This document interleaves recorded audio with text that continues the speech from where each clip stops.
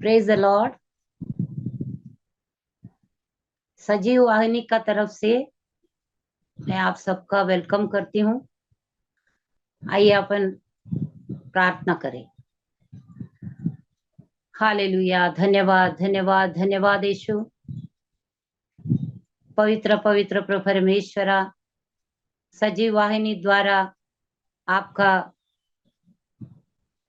जो भी सुवार्ता पवित्र परमेश्वरा हो रहा है, गीत द्वारा, वचन द्वारा, पवित्र परमेश्वरा जो भी कार्य हो रहा है आशीर्वादित कर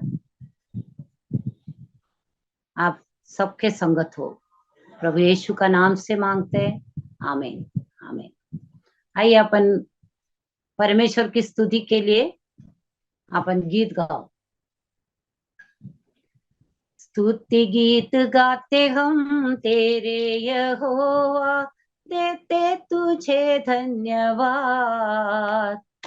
अब तक संभाला जीवन हमारा, ऐसे ही आगे संभाल। स्तुति गीत गाते हम तेरे यहोवा, देते तुझे धन्यवाद। अब तक संभाला जीवन हमारा, ऐसे ही आगे संभाल।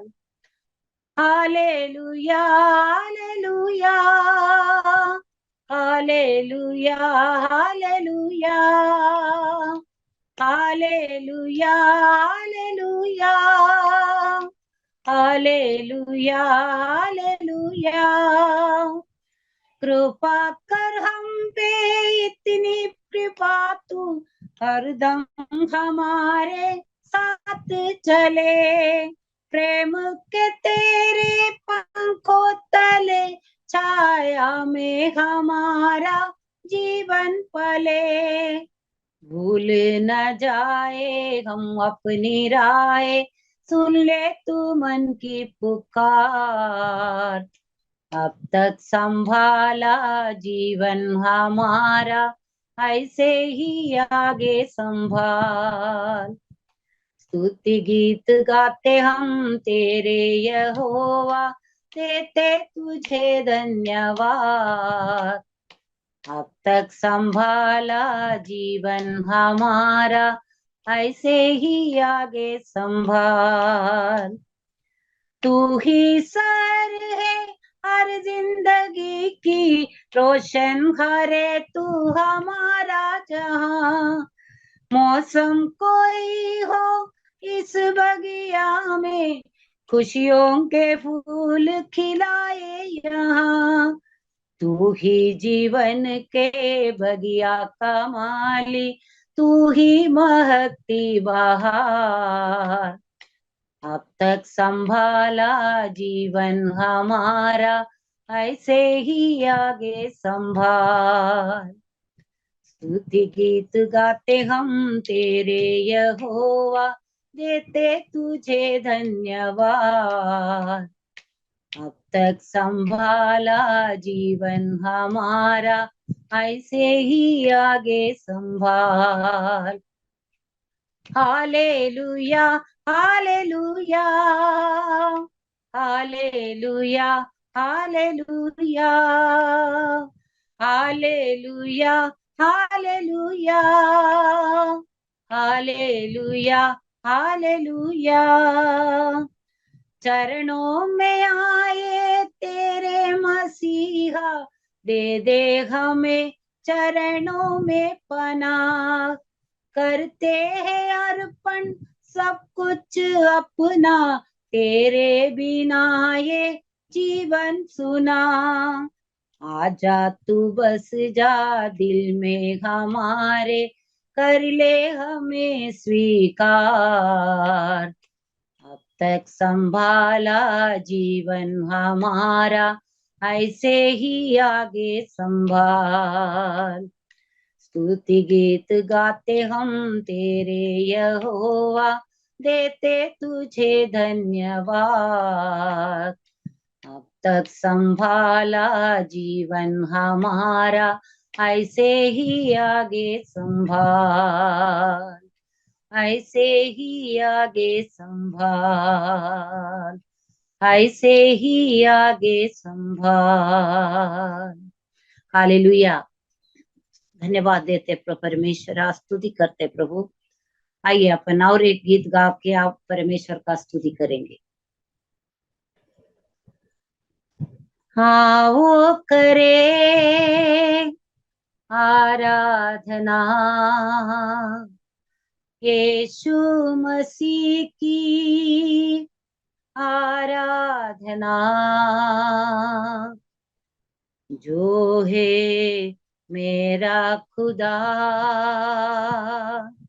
वो है सबका खुदा। आओ करे आराधना यीशु मसीह की आराधना, जो है मेरा खुदा वो है सबका खुदा, वो है तेरा खुदा वो है सबका खुदा। Hallelujah, hallelujah, hallelujah, hallelujah. सृष्टि के रचने वाला वही, हम सबका रखवाला वही। सृष्टि के रचने वाला वही, हम सबका रखवाला वही। उसकी महिमा करे, उसकी महिमा करे, उसकी महिमा करे, उसकी महिमा करे। Hallelujah, hallelujah, hallelujah, hallelujah. उसके लहू से मिलती शिफा, पापों से सबको मिलती क्षमा। उसके लहू से मिलती शिफा, पापों से सबको मिलती क्षमा। मिलता है जीवन नया, मिलता है जीवन नया, मिलता है जीवन नया, मिलता है जीवन नया। Hallelujah, hallelujah, hallelujah, hallelujah. चाहे जमीन हो या आसमान, कोई नहीं है तेरे समान। चाहे जमीन हो या आसमान, कोई नहीं है तेरे समान। वो है जिंदा खुदा, वो है जिंदा खुदा, वो है जिंदा खुदा, वो है जिंदा खुदा। Hallelujah, hallelujah, hallelujah, hallelujah, hallelujah, hallelujah, hallelujah, hallelujah.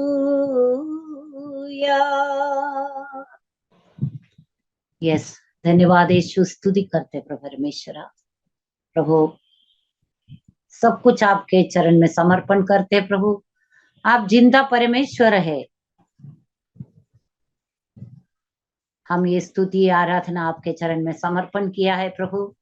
हम सबको आशीषित कर, और पवित्र परमेश्वरा जो वचन का मानना देने वाला है प्रभु परमेश्वरा, सर केशव, पवित्र परमेश्वरा उनको आशीर्वादित कर और उनके ओठों को स्पर्श कर। प्रभु, पवित्र आत्मा का द्वारा जो मानना हमें मिलने वाला है वो आशीषित होवे, और हम हमारे हृदय में जाकर पवित्र परमेश्वरा, पवित्र प्रभु 100% 100% उसका फ्रूट्स मिले, ऐसा कर प्रभु परमेश्वरा। धन्यवाद देते, स्तुति करते। आगे का पूर्ण समय प्रभु सर केशव के हाथ में देते। आमीन आमीन। आप सबको जय मसीह की। एक बार फिर आपका सजीवा वाहिनी में स्वागत है, और जुड़े हुए तमाम लोगों के लिए, मेरे प्रियजनों के लिए हृदय से धन्यवाद, और सजीवा वाहिनी के लिए धन्यवाद कि एक और ये मौका दिया कि मैं परमेश्वर के वचन से आपके बीच आ सकूं, आपके साथ वचन को बांट सकूं। तो मैं परमेश्वर का धन्यवाद देता हूं। धन्यवाद सजीवा वाहिनी की टीम के लिए भी, और सारी बातों के लिए मैं आप सबको धन्यवाद देता हूं। और शुरुआत करते हैं मैं एक छोटी सी प्रार्थना करके, फिर आज के संदेश को शुरू करेंगे। आइए हम प्रार्थना करें। प्रभु जी, हम धन्यवाद देते हैं कि आपने ये सुंदर समय दिया कि हम आपके उस पावन आंगन में आके प्रभु जी आपको, आपके वचनों को देखें, आपके वचनों को मनन करें। प्रभु जी, हम धन्यवाद देते हैं इस अच्छे और सुंदर समय के लिए। जब हम आगे अपने वचन की ओर बढ़ते हैं, प्रभु जी अगुवाई करें हमारी। और प्रभु जी, जो भी मैं बोलता हूँ प्रभु जी, मैं नहीं प्रभु जी, आप स्वयं मुंह से होकर बोले प्रभु जी। मैं वचन की गहराई को, उसके उसके मतलब को समझने में, समझाने में सहायता मदद करें।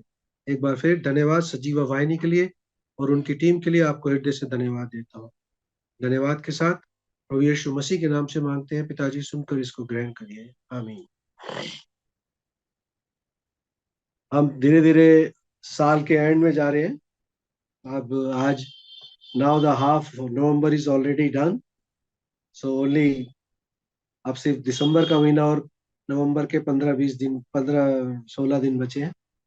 तो होने दे, जैसे प्रभु ने हमें इस साल संभाला, आगे भी संभाले। इसलिए आज समझदारी की बातें करते हुए मैं नीति वचन से आपके साथ कुछ शेयर करना चाहता हूँ। I just want to share something from the book of Proverbs. और इसके तीसरे अध्याय को यदि आप देखें, the Proverbs book of Proverbs chapter 3 is all talks about wisdom. ये सारा जो है अध्याय, ये बुद्धि के बारे में बताता है कि परमेश्वर की बुद्धि को कैसे लेना है, परमेश्वर की बुद्धि को कैसे इस्तेमाल करना है, परमेश्वर के वचन पर कैसे चलना है, परमेश्वर के काम को कैसे करना है, परमेश्वर को कैसे मानना है। इन सब चीजों को यदि करना है और हम करना चाहते हैं, तो हमें अपने इस दिमाग को भी, इस बुद्धि को जो परमेश्वर हमें देता है, उसका इस्तेमाल भी करना है। और यदि हम उसकी दी हुई बुद्धि के अनुसार अपने मसीह जीवन को चलाते हैं या चलाने के लिए कोशिश करते हैं, तो इसमें आगे बताया गया है कि कैसे कैसे आपके जीवन में परमेश्वर के काम, परमेश्वर की खुशहाली, परमेश्वर के परमेश्वर के मार्गदर्शन कैसे आपको मिलता चला जाता है। तो थोड़े से हिस्से को ही देखेंगे, मैं पूरे चैप्टर को तो नहीं देखूंगा। मैंने दो चार कुछ नोट्स भी लिखे हैं, उन पर हम लोग मनन करेंगे। पहले मैं आपके लिए पढ़ देता हूँ ये नीति वचन, उसका तीसरा अध्याय, और उसके 5 से लेकर हम पढ़ेंगे 3 और तीसरा अध्याय, उसके 5 और 6, 7, 8 को पढ़ेंगे। मैं आपके सामने पढ़ देता हूँ। तू अपनी समझ का हाथ ना लेना, ये वर्स 5 है, वरन संपूर्ण मन से यहोवा पर भरोसा रखना, उसी को स्मरण करके सब काम करना, तब वो तेरे लिए सीधा मार्ग निकालेगा।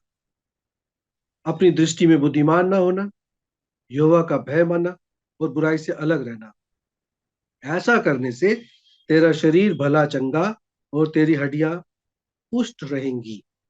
अपनी संपत्ति के द्वारा, वर्ष 9, अपनी संपत्ति के द्वारा और अपनी भूमि की सारी पहली उपज देकर यहोवा की प्रतिष्ठा करना।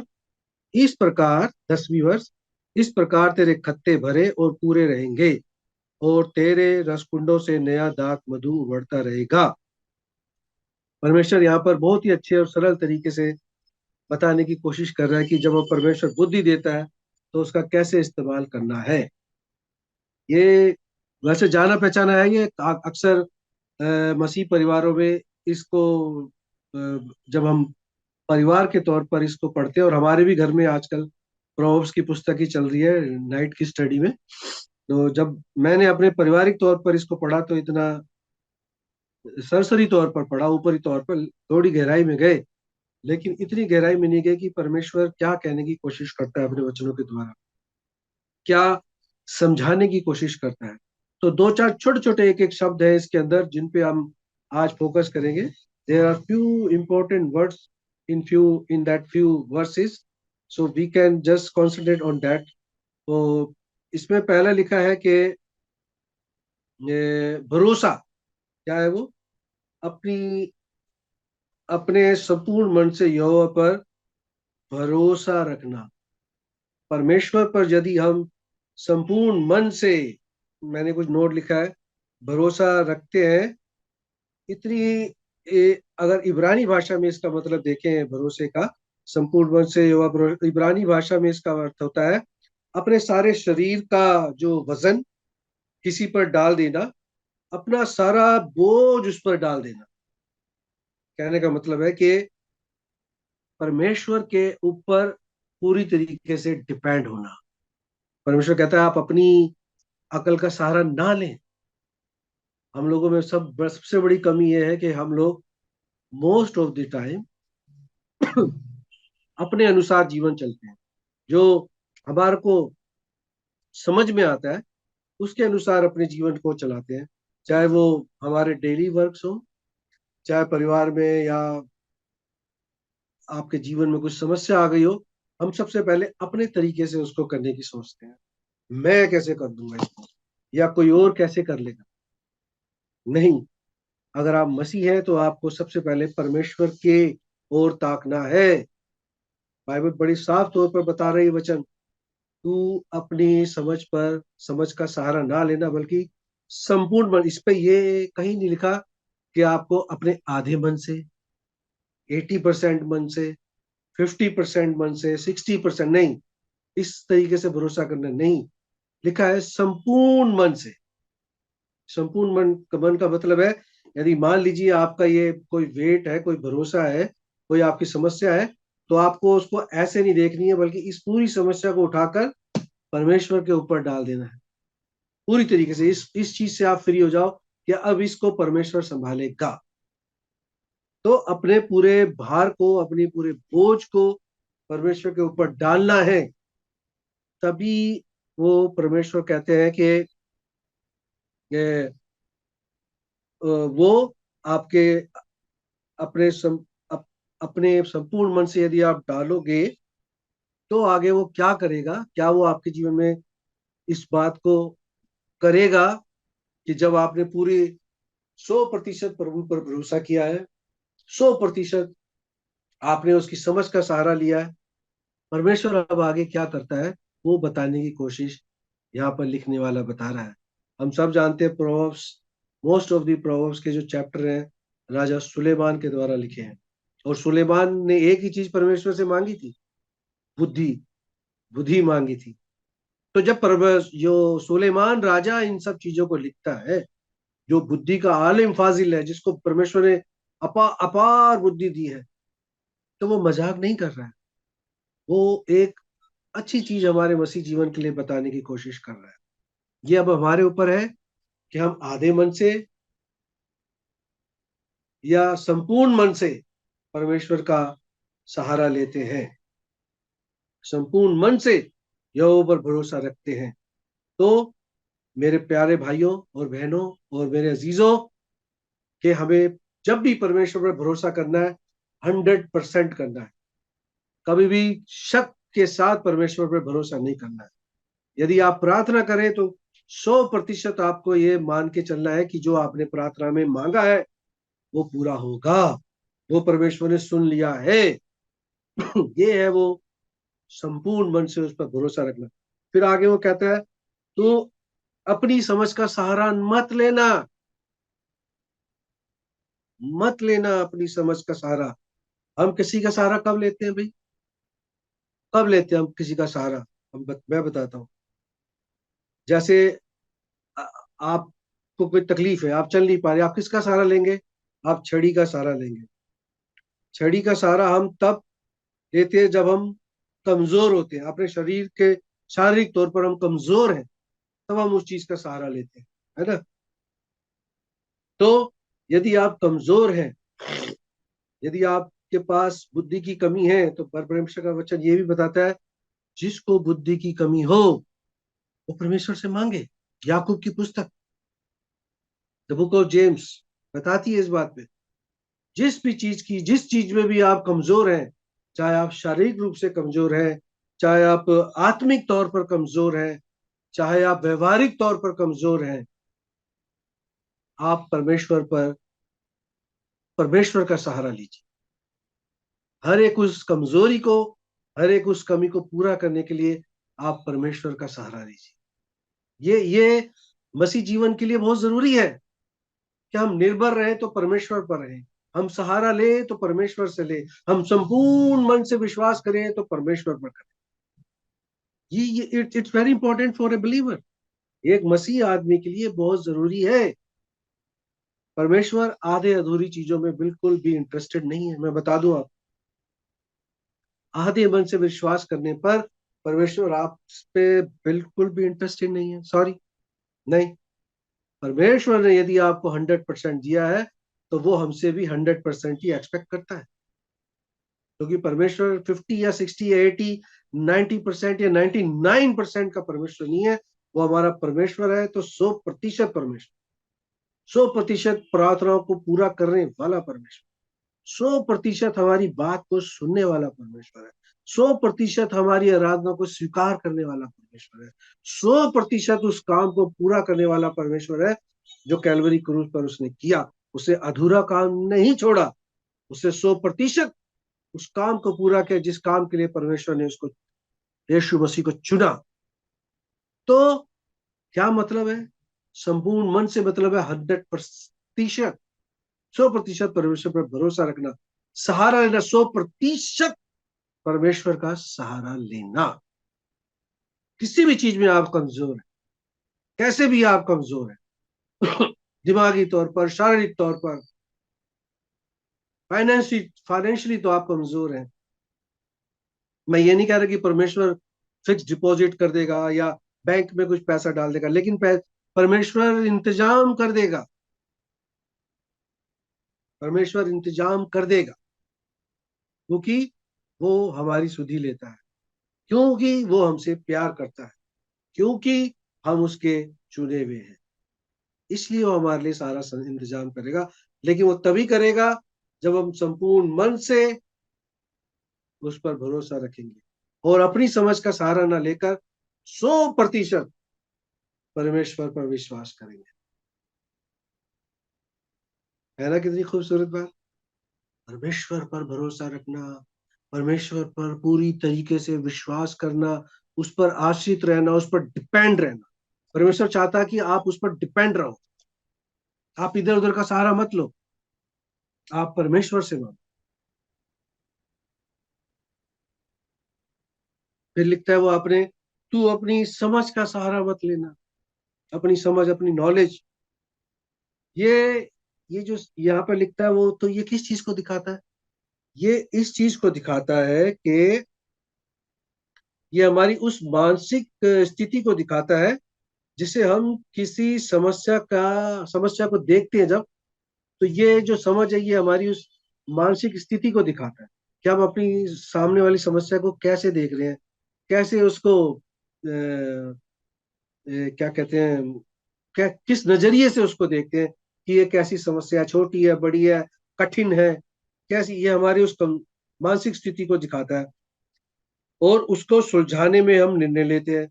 यहाँ पर जो जो सुलेमान क्या कहने की कोशिश करता है कि अपने जीवन का जो, आपका जो जीवन को चलाने का जो काम है, जो आपके जीवन को चलाना है, जो आपको और मेरे को अपने जीवन को चलाना है, सुलेमान यहाँ पर ये कहना है कि अपनी क्षमता पर भरोसा नहीं करना है, हमें अपनी कैपेबिलिटी पर भरोसा नहीं करना है। सुलेमान राजा इस बात को कहने की कोशिश कर रहा है, मगर प्रभु का सहारा लेना है, अपना वजन उस पर डाल देना है, अपनी समझ का सहारा ना लेकर अपनी समस्याओं को परमेश्वर के आगे रखना है, प्रार्थना के द्वारा। किसके द्वारा? प्रार्थना के द्वारा। दोस्तों, हमारे रोज के जीवन में हमारे को कोई ना कोई दिक्कत, परेशानी, समस्या हर एक के जीवन में आती है। परिवार में आती है, आप जहाँ काम करते हैं वहां आ सकती है, जो पढ़ने वाले बच्चे हैं उनके स्कूल में आ सकती है, टीचरों के साथ हो सकती है, रिश्तेदारों में हो सकती है। समस्या डेली लाइफ का, it's a part of the life, ये एक हिस्सा है। लेकिन बड़ा जरूरी है, ये जानना जरूरी है, ये समझना जरूरी है कि हम उस समस्या से या उस सिचुएशन से, उस परिस्थिति से हम कैसे बाहर निकलते हैं। अपने अपनी अपने आप निकलते हैं, या हम परमेश्वर से कहते हैं प्रभु हमारे को गाइड कर कि हम इस समस्या में से निकल जाए, इस समस्या, हमारी ये समस्या, ये स्थिति, ये बुरी स्थिति हमारे से टल जाए। लेकिन अगर हम विश्वासी हैं तो हमें अपनी मानसिक स्थिति को, अपने को समझकर, अपनी मानसिक समस्या को समझकर, जो हमारे सामने है, परमेश्वर के सामने बोलना है उसको, प्रभु आप ही हैं, अब आप ही इसमें से निकालना मुझे, आप ही निकाल सकते हो। जॉर्ज मुलर को आप जानते हैं? जॉर्ज मुलर इंग्लैंड में वो आदमी है जिसने ऑर्फनेज सिस्टम को शुरू किया, ऑर्फनेज सिस्टम को शुरू किया। तो उसके बारे में बहुत सारे हमने किस्से सुने हैं, लेकिन जो मुझे याद आता है, जब उसने सेवकाई शुरू करी थी तो उसने अपने घर की एक एक चीज को दे दिया था लोगों को, एक एक चीज को। और खाली शादी के बाद जब हुई थी, एक एक चीज को दे दिया था। एक कुर्सी या एक स्टूल शायद बचा था घर में, या एक मेज, उस पर वहां बैठकर उसने लॉर्ड से प्रेयर प्रार्थना करी थी कि प्रभु मैंने अपना सब कुछ दे दिया है, लोगों को दे दिया है, आज से, अभी से आप मेरे जीवन को चलाना। मतलब वो 100% परमेश्वर पर डिपेंड हो गए थे जॉर्ज मूलर जी। और हम जानते हैं कि आज लोगों को ऑर्फनेज जो सिस्टम चालू हुआ है, अनाथालय, वो जॉर्ज मूलर की वजह से शुरू हुआ। उसने लोगों को, बच्चों को अनाथालयों में खाना वाना खिलाना शुरू किया, और उन्होंने खुद नहीं किया, परमेश्वर उनको प्रोवाइड करवा देता था, परमेश्वर उनको प्रोवाइड करवा देता। कई बार ऐसा हुआ कि उसने, बच्चे खाने के लिए आए है, उनके आगे बर्तन रखे गए, लेकिन मैं आपको बताऊं रसोई खाली थी, खाने के लिए कुछ भी नहीं था। लेकिन वो घुटनों पे गया, भाई जॉर्ज मूलर, उसने प्रार्थना करी। और कई बार ऐसा हुआ कि प्रार्थना खत्म होते ही दरवाजे पर दस्तक हुई और लोगों ने उनको खाना पहुंचा दिया, ना सिर्फ उनके लिए बल्कि वहां पर उन बच्चों के लिए। कई बार हुआ ऐसा। कहने का मतलब ये है कि वो 100% परमेश्वर पर डिपेंड थी। और हम सब जानते हैं, आज बड़ी बड़ी किताबें जॉर्ज मुलर साहब पे लिखी हुई हैं। आप उन चेलों के बारे में सोचो, बाइबल में आप उन चेलों के बारे में सोचो, जो कि बहुत अच्छे मछुआरे थे, पीटर, है ना, और भी कई जो मछुआरे थे उनके साथ रात भर जाल डालकर मछली पर बैठे रहे, मछली पकड़ने के लिए, लेकिन एक भी मछली नहीं फंसी, एक भी मछली नहीं फंसी। अपने तरीके से कर रहे। सुबह हुई, प्रभु आए, प्रभु ने बोला जाल को इस तरफ डालो, दूसरी तरफ, कितनी सारी मछलियां आई, कितनी सारी मछलियां आई, बेशुमार, उनके जाल फटने लगे। परमेश्वर के तरीके से चलना।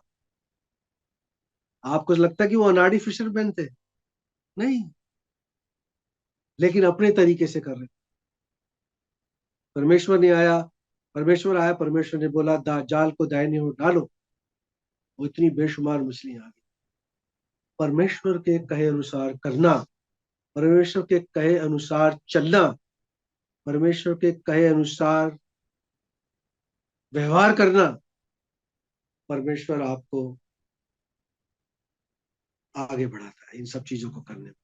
यदि आप परमेश्वर के अनुसार अपने आप को चलाते हैं, अपने जीवन को चलाते हैं, अपने मसीह जीवन को चलाते हैं, अपने परिवार को चलाते हैं, अपने रिश्तेदारियों को निभाते हैं, अपने ऑफिस में काम करते हैं, कहीं भी कुछ भी परमेश्वर के अनुसार। इसलिए परमेश्वर कहता है संपूर्ण मन से, अपनी समझ का सहारा नहीं लेना, बल्कि संपूर्ण मन से परमेश्वर पर विश्वास करना। और आगे चौथी में क्या कहता है वो, 6 वर्ष में, उसी को स्मरण करके सब काम करना, सब काम करना, उसी को याद करके स्मरण करके सब काम करना। इब्रानी भाषा में इसका मतलब है कि किसी को गहराई से और करीब से जानना।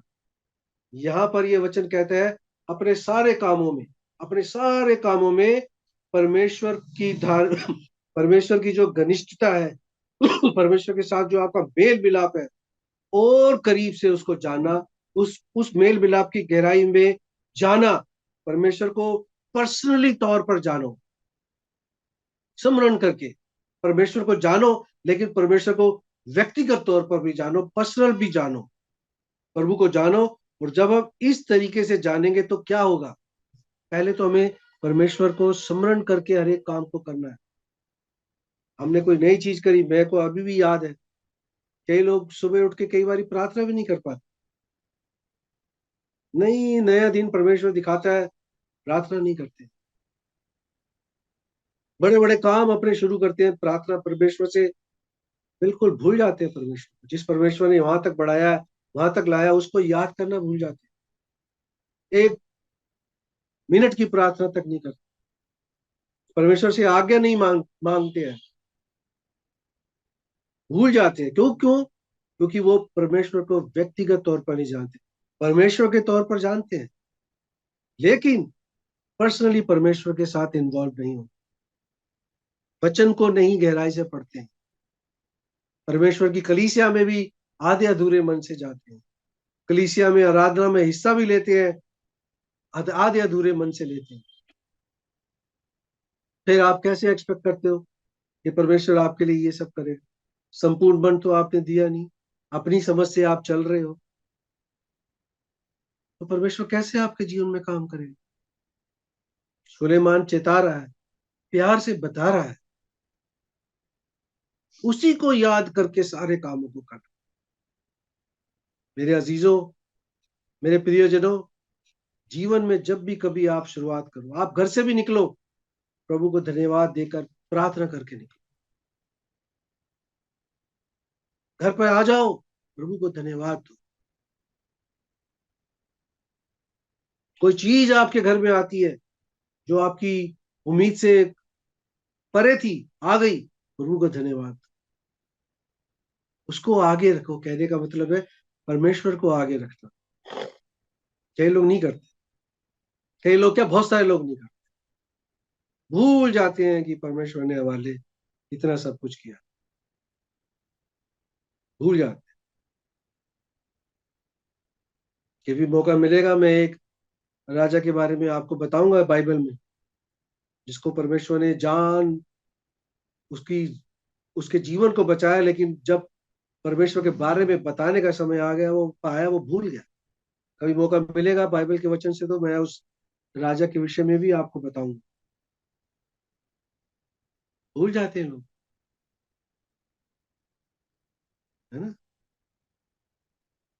जूडा भी भूल गया, यहूदा, कि परमेश्वर ने उसके साथ, जब तक वो परमेश्वर का चेला था, परमेश्वर ने कैसे बड़े बड़े काम उसके सामने किए।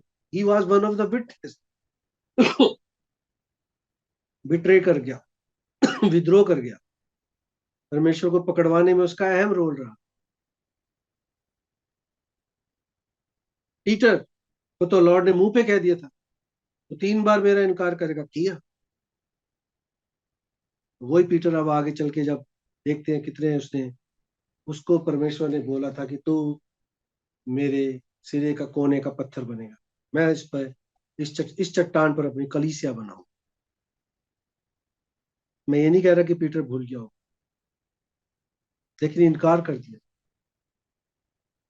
आज हम कितनी बारी परमेश्वर का इनकार करते हैं, उसको स्मरण ही नहीं करते हैं, भूल जाते हैं। जो उस महान परमेश्वर ने हमारे लिए जान दी, कैलवरी क्रूस पर अपने खून के एक कतरे को बहा दिया, वो मारा गया, गाड़ा गया, तीसरे दिन जी उठा, हम भूल जाते हैं। जाओ ये सुसमाचार लोगों को पहुंचाओ, बताओ, हम भूल जाते हैं। लोगों को परमेश्वर के विषय में बताना है, बताते नहीं, बताते नहीं है उस महान काम के लिए जो परमेश्वर ने पूरी मानव जाति के लिए किया, उस उद्धार के रास्ते को खोला। नहीं बताते। क्यों नहीं बताते? क्योंकि हम संपूर्ण रूप से उसको जानते नहीं। हम व्यक्तिगत तौर पर परमेश्वर की प्रेम में, उसके उद्धार के जीवन में गए नहीं, कभी गहराई में उतरे नहीं, इसलिए हम नहीं बता पाते। सुबह होती है, शाम होती है, जिंदगी यूं ही तमाम होती है, ऐसा रवैया अपना नहीं। परमेश्वर इन सब चीजों से प्रसन्न नहीं हो, चाहे मैं हूं चाहे कोई भी हो। इसका मतलब ये नहीं मैं यहाँ से वचन दे रहा हूं तो परमेश्वर मेरे से खुश है, नहीं। मेरे अंदर भी कई ऐसी चीजें होंगी जिससे प्रभु खुश नहीं होगा। मेरे से होती होंगी, बिल्कुल होती, लेकिन मैं वो चीज करता ही रहूं, वो फिर मेरा फॉल्ट। मैं संभलू ना, मैं संपूर्ण मन से विश्वास ना करूं, अपनी बुद्धि का सहारा लूं, तो मैं गलतियां करूंगा ही, करता ही रहूंगा। जब तक मैं पूरे हृदय से 100% प्रभु पर डिपेंड ना हो, तब तक गलतियां मैं करता रहूंगा। हर वो विश्वासी, हर वो व्यक्ति करता रहेगा जो परमेश्वर पर संपूर्ण मन से नहीं विश्वास करेगा, नहीं उसके मार्गों पर चलेगा, नहीं उसके वचनों को मनन करेगा। कठिनाइयां आएंगी उसके जीवन, तकलीफें आएंगी।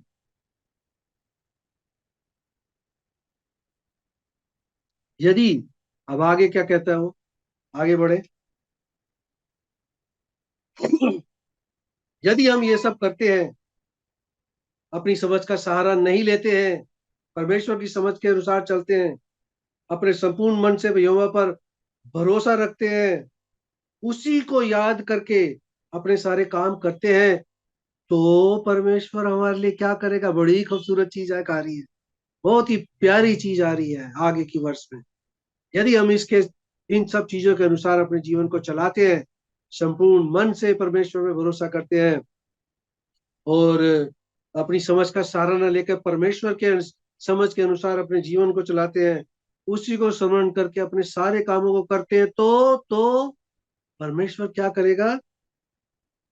छठी वर्ष में लिखा है, तब वो तेरे लिए सीधा मार्ग निकालेगा, स्ट्रेट वे, सीधा रास्ता निकालेगा। कहने का मतलब ये, आपके लिए रास्ते निकालेगा।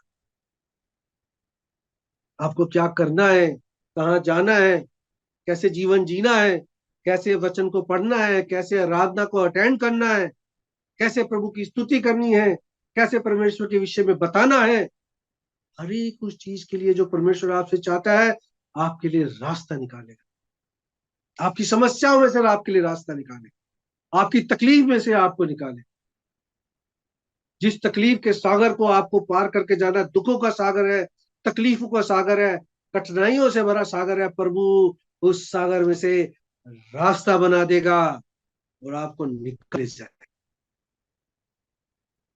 जैसे लाल सागर को दो भागों में कर दिया, उस समस्या को इधर कर देगा, एक एक समस्या को आपसे दूर कर देगा, आपके लिए रास्ता बना देगा। यदि हम संपूर्ण मन से अपनी समझ का सहारा ना लेते हुए, पूरी तरीके से उस पर भरोसा करते हुए अपने मसीह जीवन को चलाते हैं, तो ये कंडीशन है, ये कंडीशन है जो यहाँ राजा सुलेमान हमें बता रहा है। मेरे प्यारे अजीजों, बहुत जरूरी है, बहुत जरूरी है। मसीह जीवन, it's not a, Christian life is not a easy life. प्रभु का मसीह जीवन कोई आसान जीवन नहीं है। हर दिन हमें कई कई चुनौतियों का सामना करना है, विशेष तौर पर जो माहौल है आजकल का, बहुत कठिनाइयों में से होके गुजरना पड़ रहा है मसीह लोगों को, बहुत तकलीफें हैं। हम लोग अपने इजराइल के युद्ध से कितना परेशान है। परमेश्वर का स्थान है, प्रभु नहीं जानता कि उसने, प्रभु ही जानता कि उसको, उसने उसके उन लोगों के लिए क्या रख छोड़ा है। लेकिन हम प्रार्थना करें इजराइल के लिए, वो पवित्र स्थान जो प्रभु का है, बाइबल में तो हमें लिखा है, नए नियम में हम पढ़ते हैं कि जब आप इज़राइल को चारों तरफ से घिरा हुआ देखो, तो समझ लो उसका आना शीघ्र है। तो परमेश्वर का आना बहुत जल्दी होने वाला है। अपने आप को तैयार करो, सीधे मार्ग पर चलो, संपूर्ण मन से भरोसा रखो,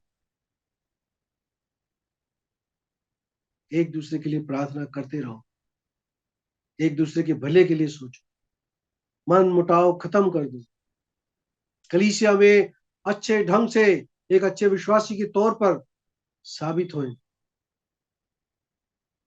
परमेश्वर की आराधना स्तुति शिद्दत से करें, पूरे मन से करें, परमेश्वर के लिए गीत गाओ, लोगों को दिखाने के लिए नहीं, परमेश्वर के लिए। परमेश्वर के प्रवचन को शेयर करो, पढ़ो, लोगों को दिखाने के लिए, परमेश्वर को खुश करने के लिए करो, क्योंकि प्रभु इससे खुश होता है। अब आप अपने जीवन में यदि आप जा रहे हैं, कहीं रास्ते में जा रहे हैं, कभी आप सोचो, सड़क पर आपको छोटे मोटे कई पत्थर दिखाई देंगे, छोटे पत्थर, बड़े पत्थर। लेकिन यदि हम अपने जीवन में सब कामों में परमेश्वर को जानेंगे, रुकावटें, हर एक काम में यदि हम परमेश्वर को जानेंगे, जैसे पत्थर आते हैं रास्ते में, छोटे बड़े सभी ऐसी समस्याएं और रुकावटें आती हैं जीवन में, लेकिन हम अपने कामों में परमेश्वर को जानेंगे, तब वो हमारे लिए मार्ग को सीधा करने की व्यक्तिगत जिम्मेदारी लेता है परमेश्वर। यदि हम जीवन के आने वाली अड़चनों को परमेश्वर के आगे रखेंगे, तो परमेश्वर हमारे जीवन को चलाने के लिए व्यक्तिगत तौर पर आगे आएगा, पर्सनली वो हमारे जीवन को चलाएगा, क्योंकि उसको ये पसंद है कि मैं मेरे चाहने वाले, मुझसे प्रेम करने वाले के जीवन को चलाऊं। परमेश्वर इससे प्यार करता है, परमेश्वर बहुत इंटरेस्ट लेता है इन चीजों में। He comes to you with personally, personally वो आपके जीवन को चलाना चाहिए, लेकिन उसको पर्सनली आपका जीवन चलाने के लिए उसको पर्सनली आपको जानना भी चाहिए। कैसे जानेंगे? परमेश्वर के वचन के द्वारा। कैसे जानेंगे? संपूर्ण मन से उसके ऊपर विश्वास कर, अपनी समझ का सहारा ना लेकर। हमें केवल परमेश्वर पर भरोसा रखना है, अपने किसी और सहारे के लिए किसी के आगे झुकने की कोई जरूरत नहीं है। पूरे रूप से परमेश्वर के आगे झुको, प्रभु को अपने आप को दे दो, और अपनी समझ का सहारा ना लेकर बोलो, प्रभु आप ही मेरे जीवन को चलो। दोस्तों, होने इस साल में यदि आपने ये सब नहीं किया है, अब ये साल खत्म होने को है, मेरी आपसे बड़ी प्रार्थना है कि आप ऐसे जीवन को जिए, ऐसे जीवन को कोशिश तो करें, कोशिश तो करें। क्या पता आपके भले जीवन को देखकर आपके परिवार में, आपके रिश्तेदार में, आपकी कलीसिया में, आपके अड़ोस पड़ोस में कोई व्यक्ति परमेश्वर को जान सके, पर्सनली जान सके, आपके जीवन को देख।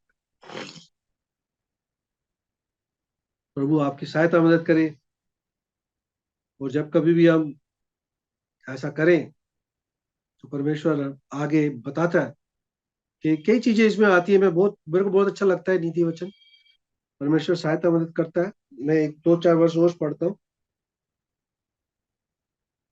7वीं वर्ष में कहता है वो, अपनी दृष्टि में बुद्धिमान ना होना, यहोवा का भय मानना और बुराई से अलग रहना। कई लोग अपने आप में बहुत ही मसीह लोग भी, हमें तो पूरी बाइबल आती है, आप क्या सिखा रहे हो, हमें सब पता है, क्या बता रहे हो, ऐसा एटीट्यूड रहता है उनका। सब पता है, मुझसे ज्यादा बाइबल आपने नहीं पढ़ी होगी, मुझे तो बाय हार्ट याद है। अच्छी बात है, बाय हार्ट याद, लेकिन आप परमेश्वर के अनुसार नहीं चल रहे, आप अपने दिमाग के अनुसार चल रहे। गलत चीज, ये गलत एटीट्यूड, बिल्कुल गलत एटीट्यूड। मुझे सब पता है, ये गलत एटीट्यूड। बल्कि वो कहता है यहोवा का भय मानना, परमेश्वर से डर डर के बोलो, डर के रहो। बाइबल हमें ये भी बताती है, परमेश्वर के सामने चुपचाप रहो। वो दो लोग थे मन आराधनालय में, एक कह रहा था, प्रभु मैं सब जानता हूँ, मुझे सब पता है। एक था वो कह रहा था, प्रभु मैं पापी हूँ, उस पर दया कर। परमेश्वर ने किसकी आराधना स्वीकार करी? जो कह रहा था मैं पापी हूँ। उसने अपने आप को सरेंडर कर दिया था परमेश्वर, मान लिया, कबूल कर लिया। परमेश्वर ने उसकी आराधना को स्वीकार। केन और हाबिल में से भी एक ही की आराधना स्वीकार की गई। क्यों करी गई, हम उत्पत्ति की पुस्तक में पढ़ सकते। भय मानना परमेश्वर का, कई लोगों को परमेश्वर का भय नहीं है, अपने तरीके से अपने जीवन को जीते हैं, मसीह जीवन को जीते हैं, कामों को करते हैं। गलत चीज है। परमेश्वर इन सब चीजों से ना खुश होता है, नहीं खुश होता, ना खुश हुआ है, ना कभी होगा। यहोवा का भय मानना और बुराई से अलग रहना। मसीह आदमी को बुराई से बिल्कुल अलग रहना चाहिए। बुराई बहुत तरह की है, हमारे आसपास जहां हम रहते हैं, जिस समाज में बुराइयों से भरा पड़ा, हमें उन चीजों से बच के रहना। अगर बच के नहीं रह रहे हैं तो प्रार्थना करें कि प्रभु हमें बचा के रखे। संपूर्ण मन से प्रार्थना करें कि प्रभु हमें इन सब चीजों से बचा के रखे। तब अगर हम ऐसा करते हैं, 7वीं वर्ष में, 8वीं वर्ष में इसका उत्तर भी देता है प्रभु सुलेमान के द्वारा। 8 वर्ष में क्या कहता है, नीति वचन अध्याय 3 उसकी 8वीं वर्ष। ऐसा करने से, यदि हम सब इस तरीके से अपने जीवन को चलाएंगे, जो भी हमें यहाँ निर्देश मिले, वो कहता है ऐसा करने से तेरे शरीर भला चंगा रहेगा। शरीर भला चंगा रहेगा, कहने का मतलब ये है कि परमेश्वर आपको शारीरिक तौर पर अच्छा रखेगा, मानसिक तौर पर तो रखेगा ही, शारीरिक तौर पर भी अच्छा रखेगा, आपको चंगा रखेगा। बहुत जरूरी है शारीरिक तौर पर चंगा रहना। अगर आप शारीरिक तौर पर चंगाई नहीं पाए हैं तो फिर आप कई चीजों में आपको रुकावटें आएंगी, और तेरी हड्डियां पुष्ट रहेंगी। हड्डियां अगर मजबूत रहेंगी तभी तो शरीर खड़ा हो पाएगा। हड्डियां ही बैठ गई तो फिर बंदा ही बैठ गया, खेल खत्म। तो परमेश्वर की ओर ये सब चीजों में इन्वॉल्व रहना है, परमेश्वर के वचन में, और परमेश्वर के भय में, परमेश्वर की समझ में, और संपूर्ण मन से परमेश्वर पर विश्वास करना है। एक और वर्ष में पढ़ूंगा, उसके बाद आज का संदेश समाप्त करेंगे। अपनी संपत्ति के द्वारा और अपनी भूमि की सारी पहली उपज देकर यहोवा की प्रतिष्ठा करना। कहने का मतलब है जो परमेश्वर आपको देता है, ये उस पुराने नियम के अनुसार रखी गई है, जब लोग देते थे अपनी फसल का या अपने काम का हिस्सा। लेकिन आज के जीवन में हमें क्या करना है, अपने जो परमेश्वर का जो दशमांश है उसको तो अलग करना ही है, लेकिन परमेश्वर को अपने आप को पूर्ण रूप से अपने अपने जीवन को देना है, ताकि परमेश्वर के वो काम आ सके। दशमांश तो है ही, गाइडिंग तो है ही आपकी, जो तो आपको तो देनी है। लेकिन जो लोग नहीं दे पाते, मेरी बड़ी गुजारिश है उनसे कि इस चीज में आप प्लीज चालाकी ना करें। जो प्रभु का है प्रभु को दें, क्योंकि परमेश्वर नए नियम में बताता है जो कैसर का है वो कैसर को दो, जो प्रभु का है प्रभु को दो। भाई प्रभु ने ही तो आपको दिया है, इसलिए प्रभु कहता है क्लियर तौर पर, जो कैसर का है वो कैसर को दो, जो परमेश्वर आपसे उम्मीद करता है वो परमेश्वर को दो। परमेश्वर को दो, चाहे वो आपका समय भी क्यों ना हो, चाहे आपका परिवार ही क्यों ना हो, चाहे आपके गाने का टैलेंट क्यों ना हो, आपको एक्टिंग का शौक है वो क्यों ना हो। कई चीजें हैं जो आप परमेश्वर को देकर परमेश्वर की महिमा कर सकते हो, परमेश्वर का गुणगान कर सकते हो। आपको देनी चाहिए। परमेश्वर प्रसन्न होता है, क्या होता है मैं आगे बताता हूँ यदि हम ऐसा करते हैं।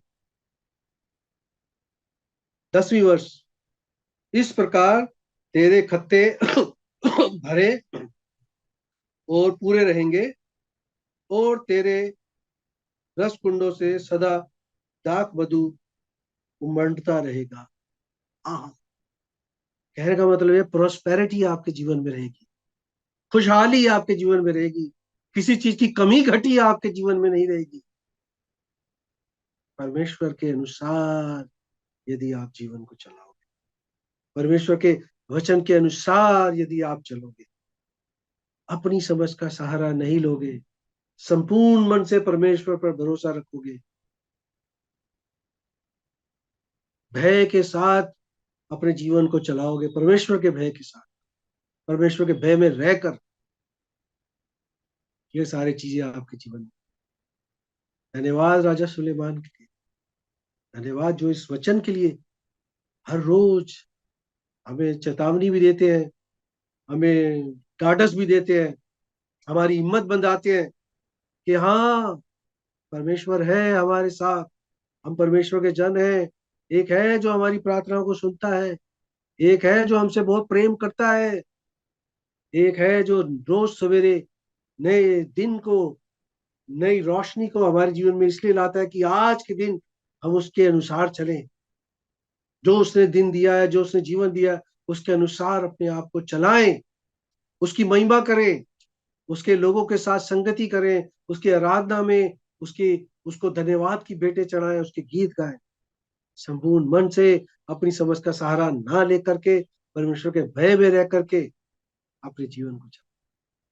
और ऐसे जीवन में हमारी प्रार्थना कैसी रहनी चाहिए कि स्वर्गीय पिता, मेरी सहायता करो कि मैं पूरी तरह से आप पर भरोसा रखूं, है ना? ऐसी हमारी प्रार्थना होनी चाहिए, पूरी तरीके से आप पर भरोसा, और अपनी समझ का सहारा ना लूं, अपने सारे कामों में आपको घनिष्ठता से जानूं, पर्सनली तौर पर जानूं, व्यक्तिगत तौर पर जानूं।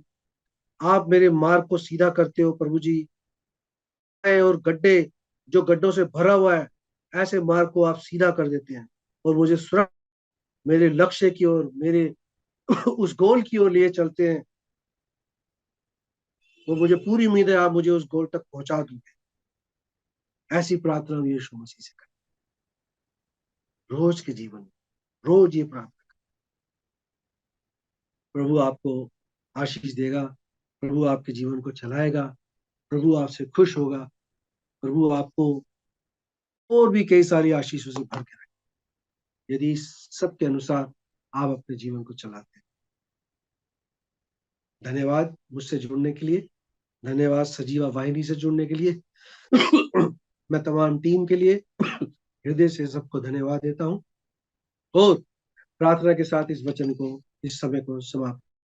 आइए हम प्रार्थना करें। प्रभु जी, हम धन्यवाद देते हैं कि वचन को जानने में, उसको परोसने में, उसको सहायता मदद करिए। आपको हृदय से धन्यवाद देते हैं।